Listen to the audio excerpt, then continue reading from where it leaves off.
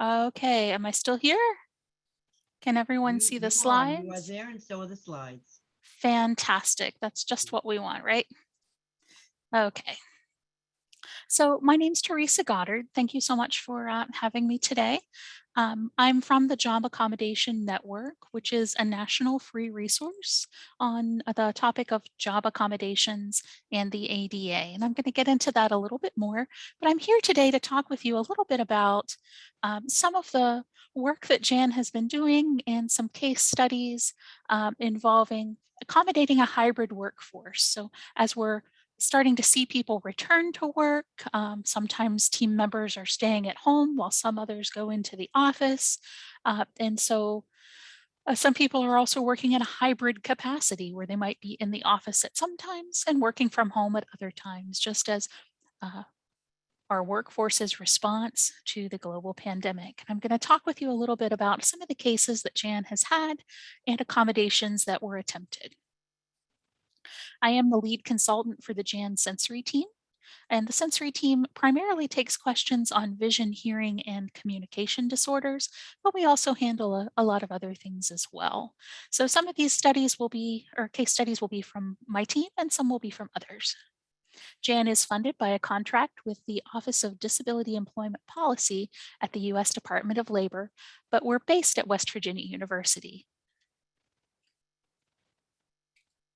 And for disclosure purposes, I do receive salary from Jan. I'm an employee of Jan at West Virginia University. So we're going to talk a little bit about Jan, a little bit about some basic hybrid workforce challenges that I'm sure a lot of us have experienced, a little bit about the interactive process for choosing a workplace accommodation and choosing AT as part of that process. And we'll get into some situations and solutions and hopefully have a little time for questions. Let's see. If I could have somebody help me to monitor questions in the chat box, feel free to interrupt me at any time if there's a good pertinent question that comes up. I'm happy to do your monitoring, so I'll be watching the chat box. Yeah, thanks so much. I'm kind of afraid to try to bring up chat for fear it'll kick everyone out again. I've got it.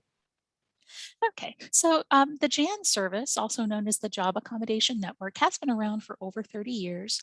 And we do consultation on workplace accommodations, things like ergonomic furniture, getting interpreters for interviews, any sort of change in the workplace or the way things are done that would allow an equal employment opportunity for an employee or an applicant with a disability.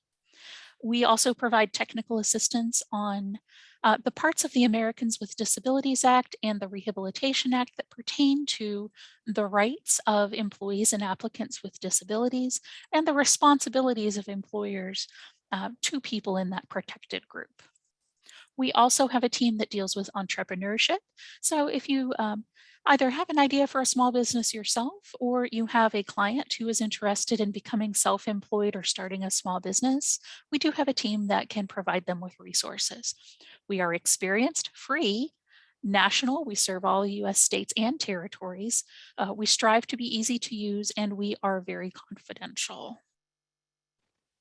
So first I want to talk about some sort of hot topics and work challenges that have come up as we're seeing employers transition to this hybrid workforce.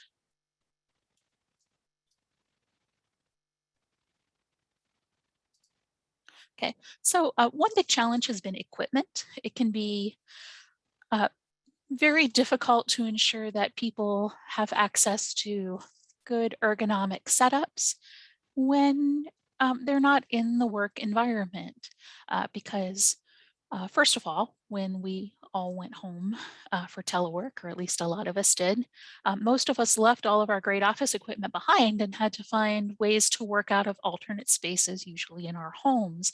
And at first, a lot of people didn't have access to assistive technology that they were accustomed to having at their workstation. So we had people trying to work from small screens who were used to large screens. I remember I bought my own copy of Dragon Naturally Speaking for the first time in a really long time because I didn't have that on any computers that I had access to. So I wound up buying my own license for a while. No, I don't have to do that now, but for a while I did if I wanted to use it. There were difficulties getting meetings set up in an accessible way. A lot of people had phone access issues, especially if they had, gone to a lot of trouble to get proper equipment, say to connect their hearing aids to their office desk phone, and suddenly they were trying to work from a cell phone. Um, they experienced challenges with that. We heard from a lot of people who were having difficulties with these types of issues. Now, one way that it got resolved was some employers did allow employees to take things home or allow them to go into the workplace and retrieve them. But a lot of employers have transitioned now to trying to find out from employees what exactly they need and sending that directly to them wherever they happen to be working. Some people had difficulty getting proper lighting, ventilation, um, things that maybe weren't an issue in the work environment. And at first, this was a little bit of a surprise to me because at Jan, we've always had a lot of requests from people who are trying to get telework and their employers are maybe resistant to the idea. And the selling point has always been, the person wants to work from home. Why don't you allow this? Because they'll be better able to control their environment. And then you won't have to worry about how to get the lighting just exactly right or how to get them into a room with a window. They can manage some of these issues on their own. And what I found when I had to begin teleworking unexpectedly is I had very little control because it wasn't planned. And I was exposed to my allergens more at home than I was in the workplace. So there were a lot of challenges at first. And a lot of employees reported difficulty making sure they took breaks and setting boundaries around their work tasks and work time and their home life and their home time. Effective communication between teams was a very common challenge that people brought up in consultation with consultants at the Job Accommodation Network where I am. So I'm sure none of this is a big surprise.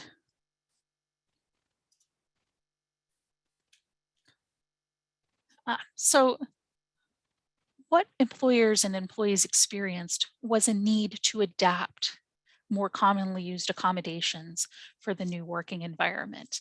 Um, There was some difficulty initially with delivering and interpreting and captions remotely when employers hadn't done that before. Of course, it's relatively straightforward to do, but at first people didn't have a lot of experience with it. Lack of landlines at home, trying to use improvised desk areas. Um, for people who worked in person, social distancing could be a problem too, because if you don't hear well and you have to stand far away from someone and that person is wearing a mask, it can be very challenging to have a good face-to-face conversation with effective communication. We also got lots of questions about masks and who should be providing those. And if someone needed a special mask, what should the employer do? Should they buy it? And initially, there wasn't a lot of guidance on this from the Equal Employment Opportunity Commission. The Equal Employment Opportunity Commission is the agency that enforces the ADA and writes some of the technical assistance documents to which we commonly refer, a lot of the Q&A materials.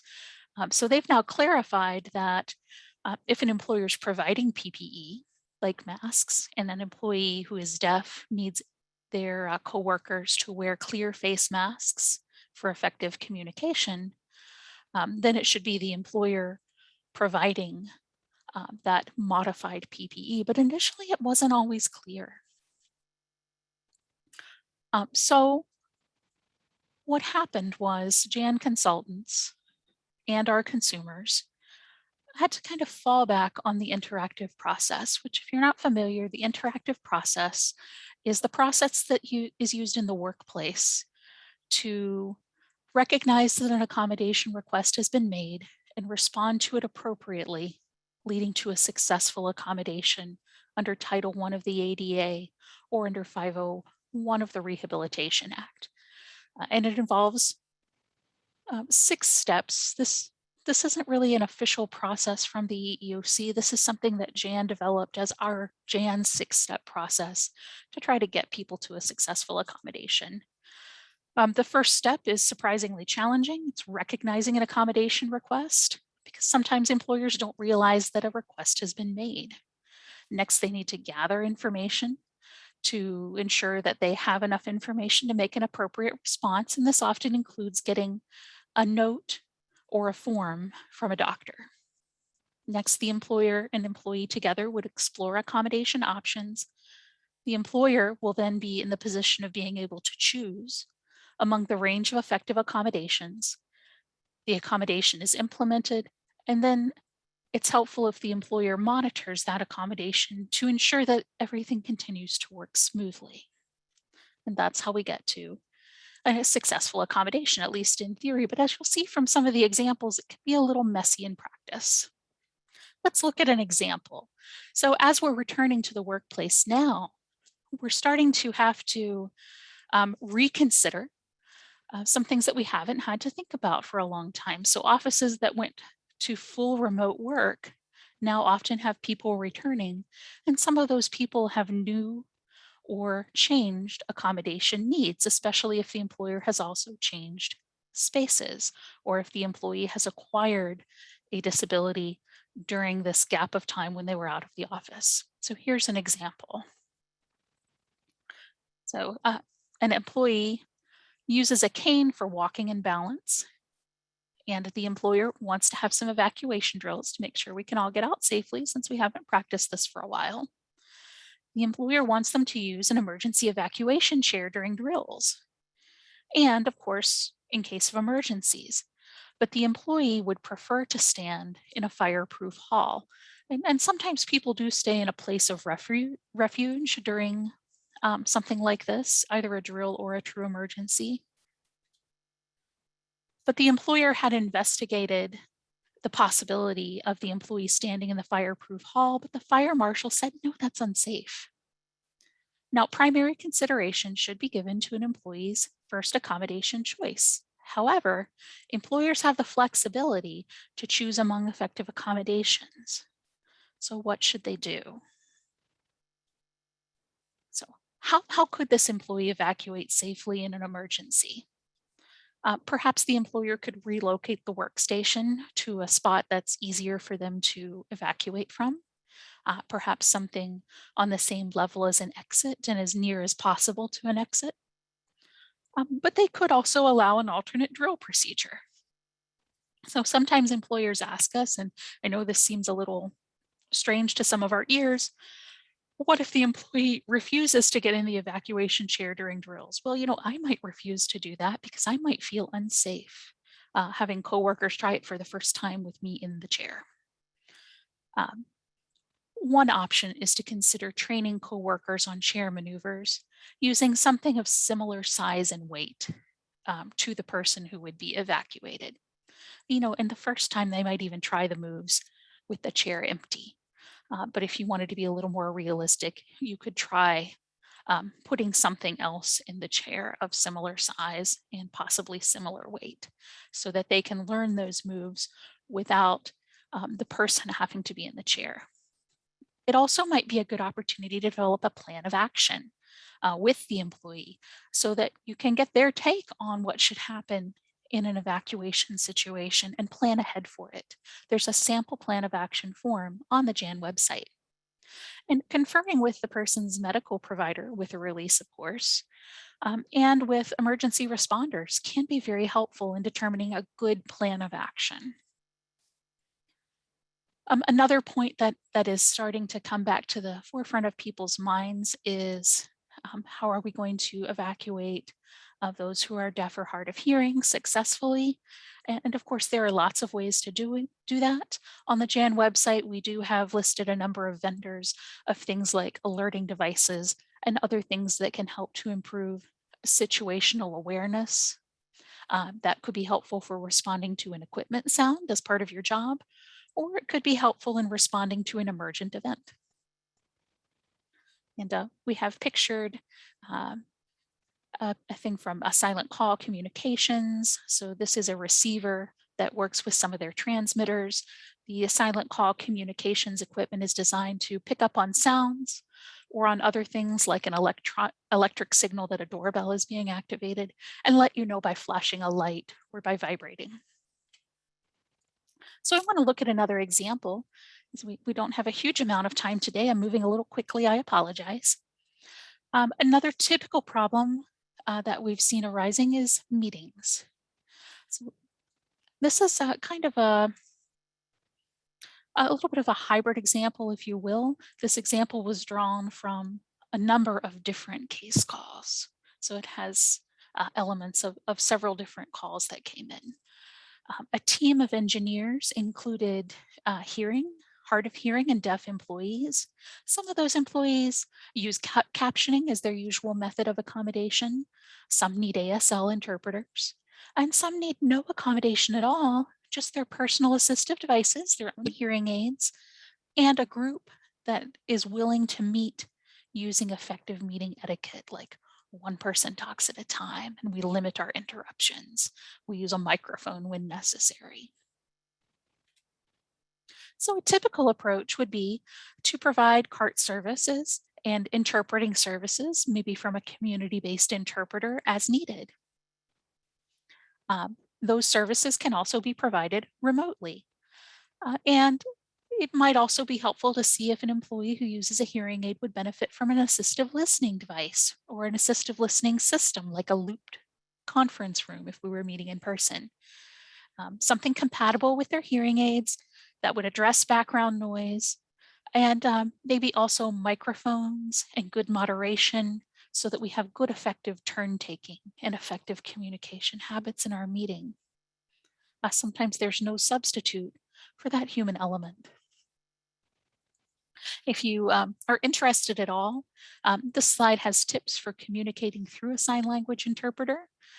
I know a lot of us are probably familiar, but this could be a resource that you could share with employers who might not have worked with a sign language interpreter very much.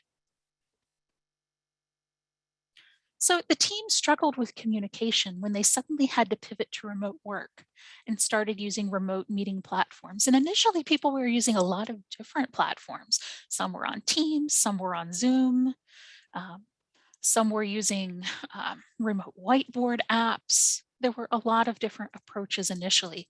At the Jan office, a lot of our initial meetings were held by old-fashioned conference call. Various team members tried to find solutions on their own.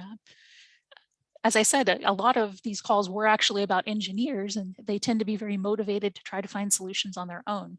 They tried a lot of things: relay services through a phone, adjusting the volume on their own, dialing in instead of using computer audio, automated captioning, just chatting. Remote CART, remote video interpreting, those are kind of obvious solutions.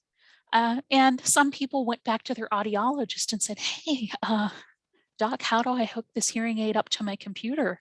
They've only ever used it in person and on the phone. And what we learned was that automated captions, while fantastic, and it's wonderful that we have them, are not always as accurate as we would want, especially if there's a lot of technical jargon, if there's background noise.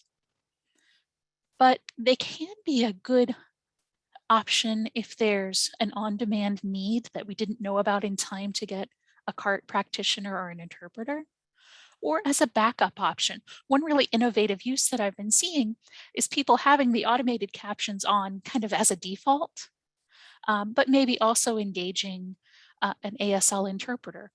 The advantage here is that if there's a technical glitch and the video feed drops, the person who is deaf or hard of hearing can still use those captions, even if their usual accommodation disappears for whatever reason. Also, a lot of people have been using chat to interject, share links, get clarification, and it's nice because it doesn't interrupt the meeting flow. And use of chat has been helpful for employees with other impairments too. Some people with speech impairments have really found that it's useful to be able to type in the chat box if they have good use of some typing modality and are able to do that. It helps them to engage in the communication, engage in the sessions a little bit more freely than if they had to kind of jump in and speak. A lot of employees also really like having volume control. And some people find dialing in to be the most effective method because they already have a great connection between their hearing aids and a phone and they want to use that method. Or they already have great telephone amplification, like an amplified phone. And they find it to be effective. They don't want to change things up just because they're going on the computer. So let's look at another issue. This involves a returning worker who wound up being a hybrid worker. A manager who was hard of hearing experienced great success transitioning to telework. Virtual platforms allowed her to work with minimal background noise, which she loved. She could also adjust her volume up and down on her own in meetings. So if she was talking to someone who's a little soft-spoken like I am, she could just crank up the volume and didn't have to say, hey, Teresa, speak up, please. And she also, didn't have to, fiddle around with an assistive listening device that might draw her focus away from the meeting. Changing volume on your computer was easy for her. But the employer wanted to bring her back. They wanted to bring as many people back to the physical workplace as possible. We're getting a lot of employers who want that, right? And she returned. But it was really, really hard for her to communicate with coworkers who were wearing masks. She hadn't realized how much she actually relied on lip reading, on being able to see someone's face. It was almost like she was doing it unconsciously. And when she lost those visual cues, and also when voices became muffled a little bit because faces were covered, it was extremely challenging for her. She wanted to go back to telework. So she contacted Jan. We talked with her about how she could revisit her request for telework with her HR representative. On the Jan website, you'll find a lot of resources for individuals, and one of those is a resource on how to follow up with an employer if there's a delay in responding to you, and another on how to write a letter to your employer explaining that whatever they've chosen isn't effective for you. But her employer was asking, can you bring us some alternate ideas? And she wanted to be cooperative, but didn't know what else might possibly work. So we talked about the type of hearing aids that she was using. It's always really helpful for us to know that information. Helped her find some accessories that were marketed for those hearing aids that might help her a little bit to hear better face to face. These were Bluetooth microphones that were designed to work with her brand of hearing aids and connect with them really seamlessly. We also suggested that she follow up with her audiologist to see if she was a good candidate to use a Bluetooth microphone with her hearing aids to improve that signal to noise ratio in meetings and conversations. And finally, the Jan consultant talked about apps that can help to support a face-to-face communication by providing some automated captioning. So one example of that would be the AVA app, that's spelled AVA. There are certainly a lot of others. So at Jan, we don't endorse or recommend specific products, but we do discuss their features with people so that they can decide for themselves which ones they'd like to try. Okay, so the caller was really eager to return to telework. That's her desired outcome, but there was one job duty that absolutely had to happen in person. She had a supervisee, an employee with a vision impairment, and the employee needed somebody to come to their desk so that tasks could be demonstrated on a computer with adaptive equipment installed. They were using very large screens. I believe they had some type of screen magnification software.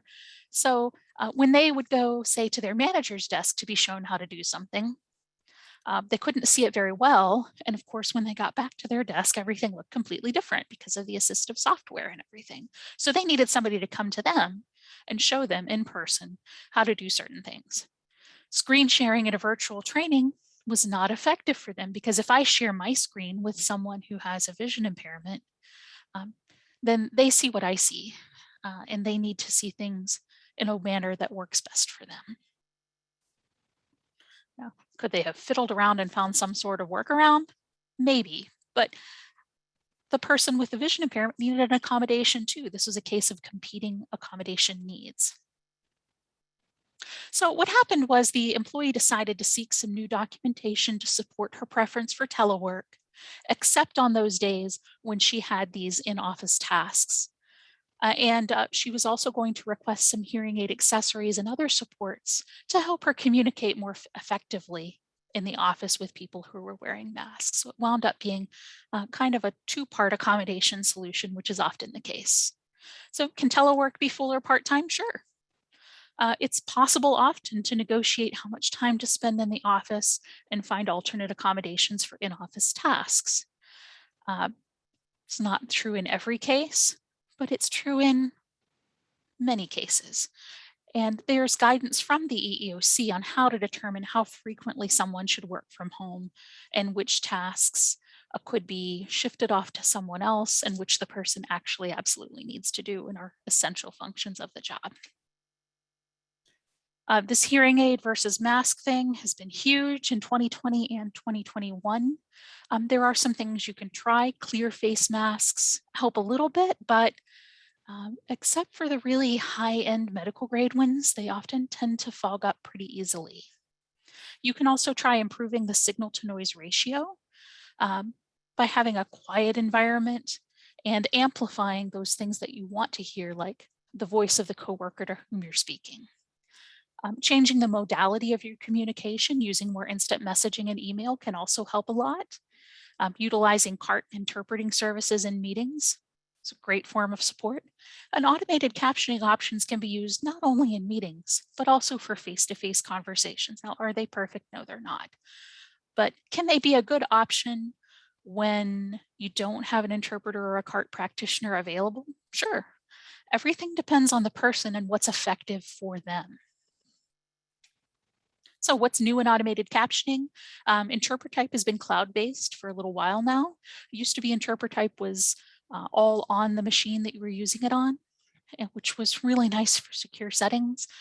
But they have really great accurate transcription now. And I believe the cloud change has been part of that. Streamer from Auditory Sciences is now offering a remote solution. Ava has some human assisted captioning. It's not quite CART, but it's different from just automated captioning. It's kind of in the middle option. Otter AI is now being marketed for assisted note taking, and Zoom offers some built-in and third-party integrated options. So we finished up with quite a bit of time left. I'm happy to go back and talk about any of the slides or any questions that you might have. I'm really hoping we can have some kind of vigorous discussion about these workplace accommodation challenges that have come up during the global pandemic.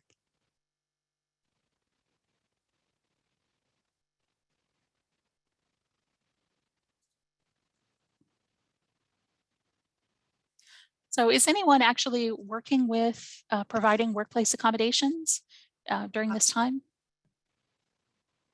Sorry. Teresa, can you hear me?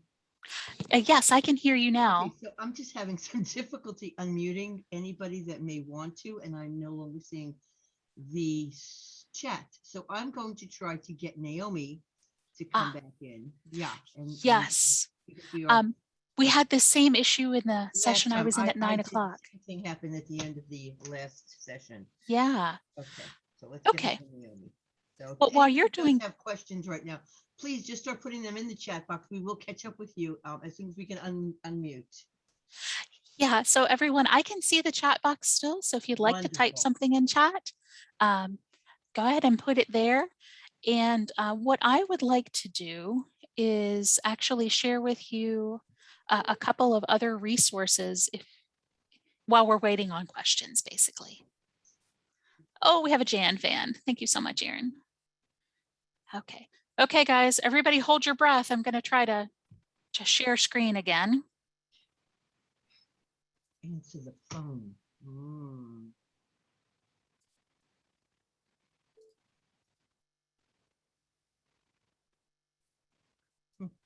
Okay, great. So what I've tried to share is the Jan website coronavirus resource. Is everybody seeing that? If anybody's not seeing that, could you tell us in the chat? can't. Okay. Let me try that one more time. Hello? Hello? Oops.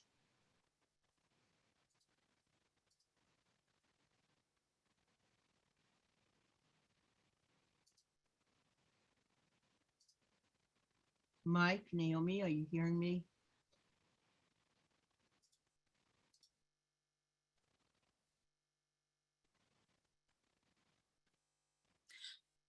Okay, is that showing up now?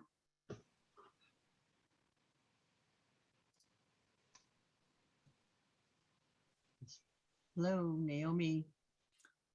So on the JAN website, if you go to askjan.org, one of the first things that you will see is COVID-19 resources. And that's something that we put together just because we were getting so many questions and people kind of didn't know where to go for information initially. Mike, are you here? So the EEOC has had some resources on global pandemics for some time.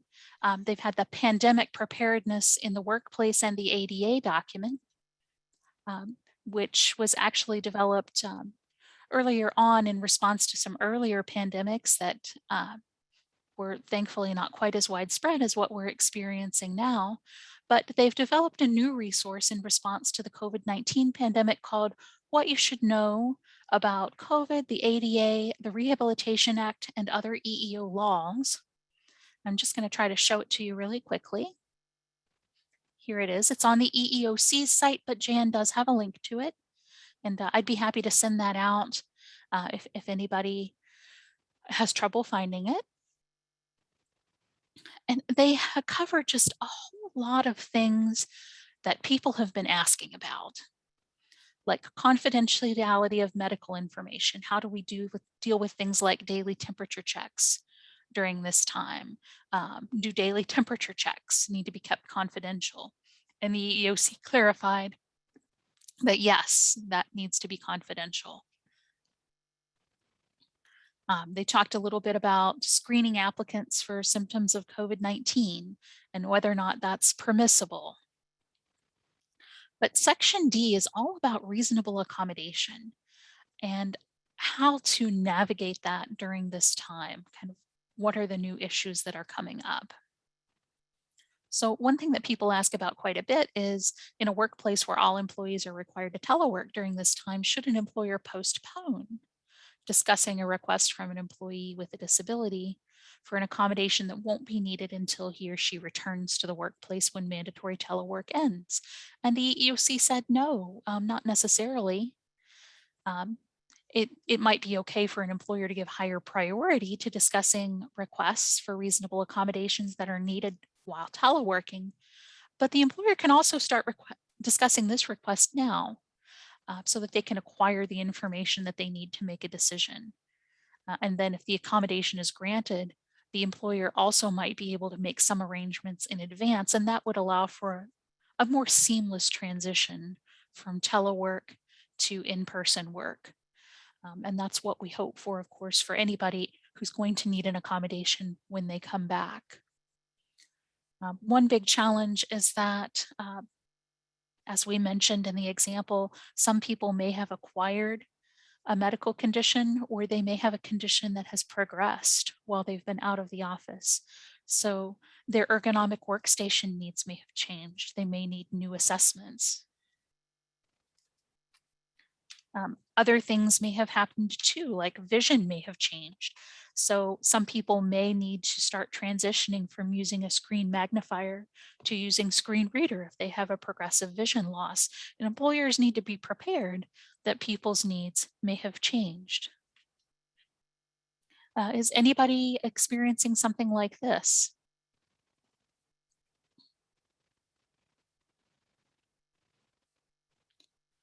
If something like this does come up, you can certainly contact the Job Accommodation Network. I have been fielding a ton of connectivity questions about employees with hearing aids who can't hear their Teams meeting, who can't hear on Zoom.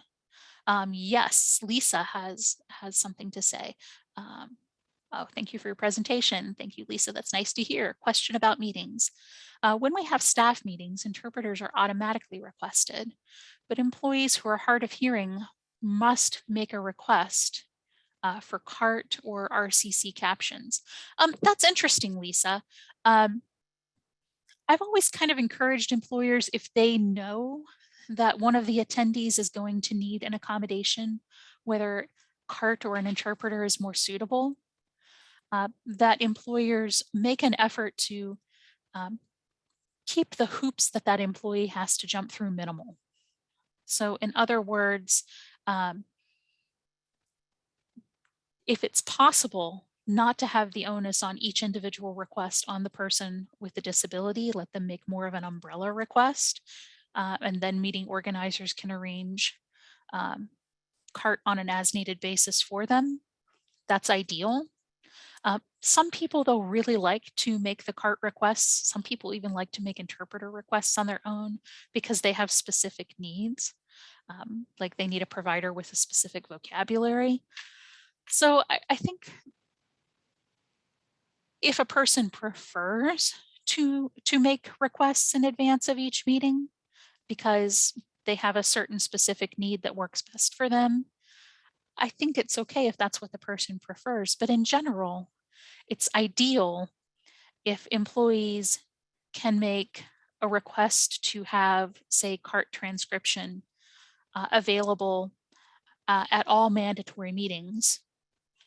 And perhaps they could have the option to contact a point person to let somebody know if they're going to attend an optional meeting so that the appropriate accommodation can be arranged. I think that might be a different way to handle it.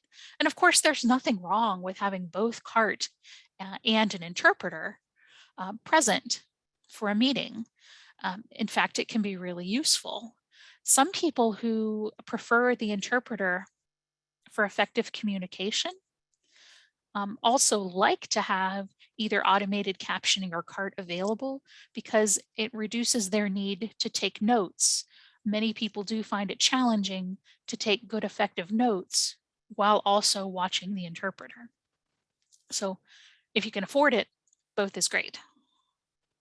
Oh, at least 6 folks who are hard of hearing and several who have not disclosed their hearing loss. You know, that makes it really tough. I think training on how to request an accommodation can be really helpful in getting people to disclose and request what they need. A lot of people don't realize that this is something that they could have if they are hard of hearing, especially people who've had like a gradual progression of their hearing loss, might be really used to just trying to get by. And some people also are kind of conditioned to not want to make a fuss. So making sure that people are aware that they can make a request, how they can make a request, whom they should speak to, might get your numbers up a little. But, you know, if you can do something defaultly, if you can afford to do that, I think it's great. It might make sense to offer automated captioning along with the interpreter at every meeting, and then offer CART on request. I think it depends on your population, but I've seen that work really, really well. This is interesting too. I have heard from some people with executive functioning issues that captions are helpful to for them as well in terms of helping to stay focused in a meeting. So that's true for me, actually. I miss words a lot in a meeting because I'm kind of off in my own head a little bit. So I might miss 1 or 2 words. When I'm in a session that has CART, it's really great for me because I can have a visual cue and stay on track.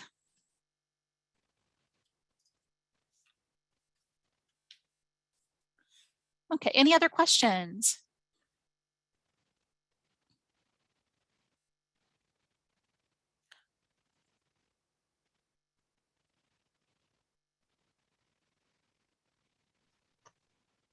Teresa, this is Elena again. I just want everybody to know that early on, I did put the information, links to your slides, the presentation information. So it's up in the beginning of chat, and that everyone can actually save the chat if they'd like to by going down to the dots at the bottom, and there's a little smile face next to it. just hit that and say save chat. It will save the entire chat for you on your somewhere in your computer, usually in documents or download. Okay. But everything is accessible. So if you scroll back up through your chat, you will find, hopefully you will find it there because you've all been in. I bounced out and back in again, but I think it should be there. Yeah, and a lot of people don't know this, but you can contact Jan for free. Anyone can. Your clients can contact us, friends or family members. Medical professionals contact us a lot to understand what goes into a good letter. Anyone can do that confidentially for free through any of our methods of contact. So those would include a number of things. That could include 1-800-526-7234, which is our main voice number. That could include contacting us directly via TTY at 877-781-9403. We don't get so many of those calls right now, but those still do happen. If you have a question for me, you can contact me directly at goddard@jan.wvu.edu. But you can also use Jan's email address, which is jan@askjan.org. And you can also use the live chat function on our website to have a confidential instant messaging conversation. You can find us on Facebook and Twitter as well.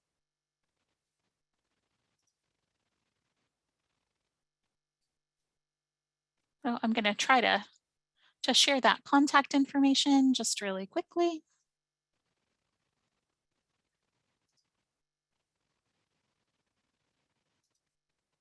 Okay, so there's that. So if you do have something come up later on and you'd like to have a conversation or you want to make a referral, that's completely appropriate. Everything that we do is free to the users. Even speaking, we're able to provide things like webinars customized for your group. And we do that without any speaking fee. What we do is covered by the Office of Disability Employment Policy. I see a chat. Oh, thanks, Kelly. That's very good to hear. Oh, thanks, Deborah. So one of the, I just wanted to send this out, a couple of the most common types of assistive technology that we're seeing deployed. And again, often employers are actually buying this and having it shipped directly to employees, would be telephone amplifiers. An example of that would be the speech adjust-a-tone, which is great because it has 6 individual sliders that people can adjust as needed.